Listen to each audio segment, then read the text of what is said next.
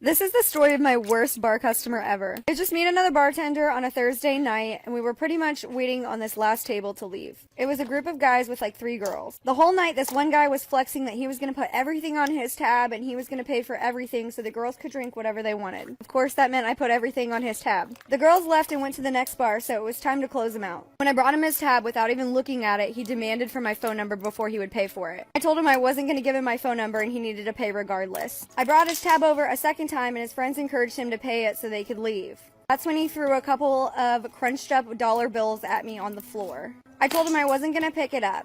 Then he called me a bitch and tried to grab me. The other bartender I was working with stepped in at that point and told him he needed to pay and leave. This guy swung a punch at my coworker but missed. That's when we had to call public security, and you won't believe what the guy...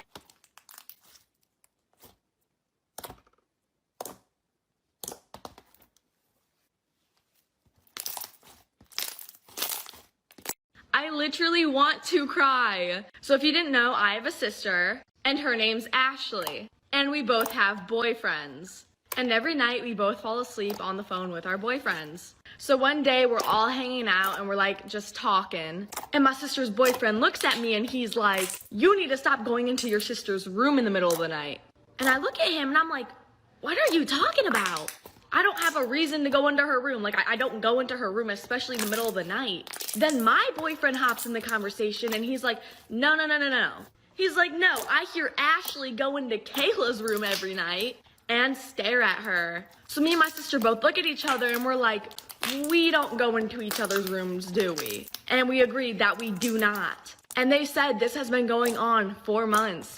So for months, somebody or something has been going into me and my sister's room for about 15 minutes every night and watching us sleep. But it only... I have a 9-year-old daughter who I named after my late grandmother, Annabelle, and I'm currently pregnant. If I'm having a girl, I want to name her after my other grandmother, Rose. My sister got pregnant about 5 months before me and says she wants to name her baby Rose. I said our kids can share the name, but she says I already have Annabelle and could have named her Annabelle Rose, but passed up on the chance. So now I can't have Rose. I told her I'll look for something else, but reserve the right to use Rose if I want to. Then I fell in love with the name Rosalie. It honors my late grandmother, my boyfriend loves it, and it won't piss off my sister. A couple of weeks later, my sister gives birth and announces her daughter's name is Rosalie. I am beyond upset because now she's trying to snatch both names from me. My mom calls me to say she knew my sister was planning to do this and hopes I'm not upset because this means I can take the original name I wanted, which was Rose. But I told my mom I'm sticking with Rosalie. She said it's impractical because both Rosalies will have the same surname. My sister is a single mom and my boyfriend will be taking my last name. My sister then calls me to say I'm an inconsiderate prick and that I'm being petty. She can name her kid whatever she wants and I can't monopolize the name. I said true, so by that same logic, I can use Rosalie. Would I be the asshole by not telling a guy I've been dating for a month that I'm having artificial insemination to be a single mother? Prior to lockdown, I decided to be a single mother by choice. The journey to accepting this has taken 2 years and included counseling and a very thorough plan to ensure I could do this alone. Right before I was due to have artificial insemination with the donor sperm, the pandemic hit, and treatments were canceled. There was no timeline for when things may reopen. For a few days, I was devastated as I was so mentally prepared for this, and then I picked myself up and decided to park my plan. After all, I didn't have a choice. I downloaded a dating app out of curiosity and figured that I could still chat to guys and see what happened without having any expectation.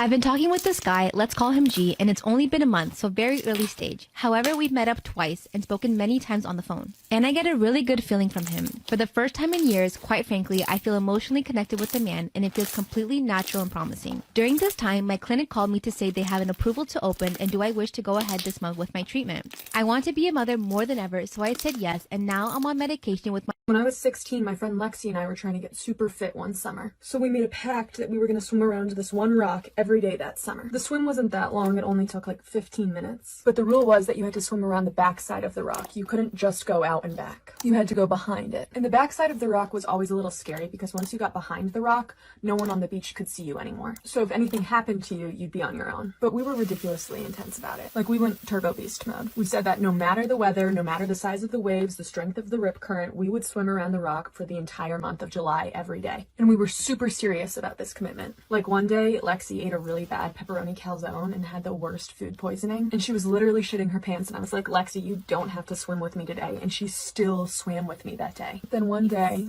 in the middle of July 16th actually to be exact because I remember, we were swimming around the rock and something bad happened.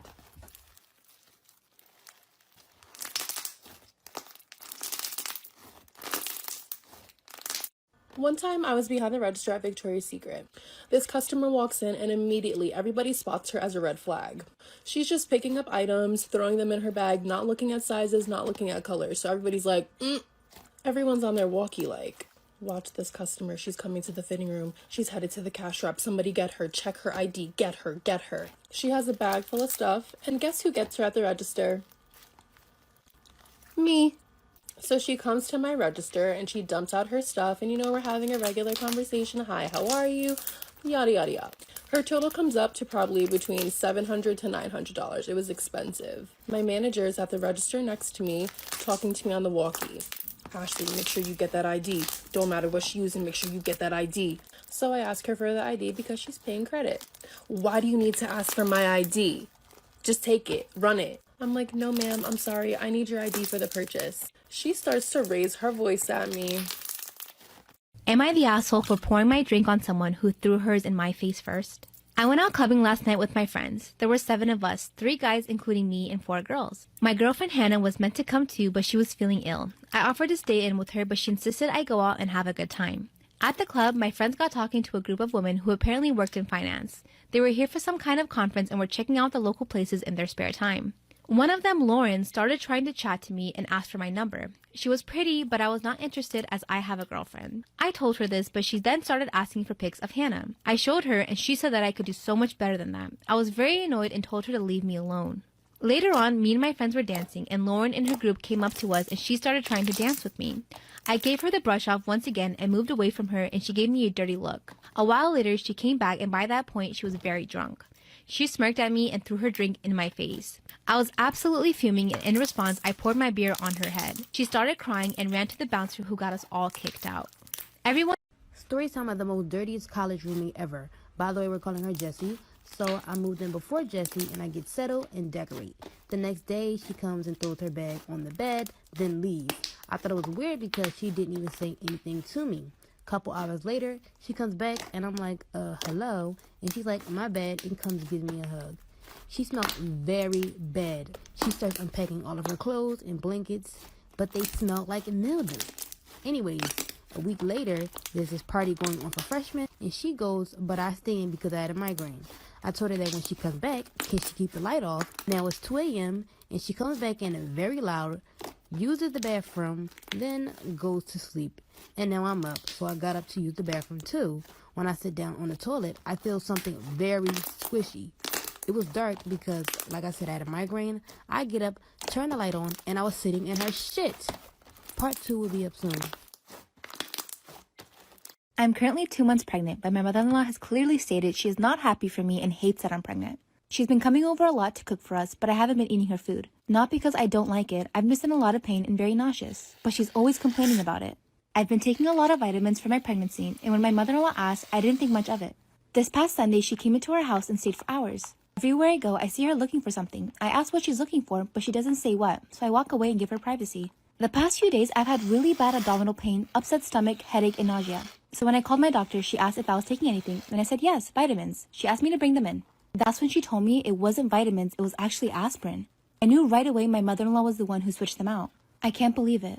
My mother-in-law made me feel so sick, and I almost miscarried if I didn't go see a doctor. I told my husband, and he confronted his mom. She completely denied it and said she would never do anything to harm her unborn grandbaby. It's so clear that she replaced my vitamins, and she's lying about it. I'm so upset, and I feel like I'm not being safe with her. I have no trust, and I want her out of my life. But my husband says we have no proof.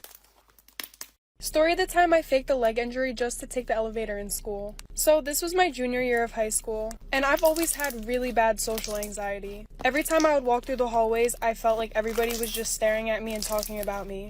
Which I'm not even gonna lie, most of the time they were looking and talking about me. Because for some reason in high school, everybody was just so obsessed with my life. But that's a rant for another video. So one day I was wearing heels in front of my parents and I ended up twisting my ankle or something. And it hurt. So when I told them that it hurt, I wasn't lying, but it was only sore for a day. Shh. And during this time, I had really big drama with a bunch of girls. I don't remember what it was about, probably a boy. So I literally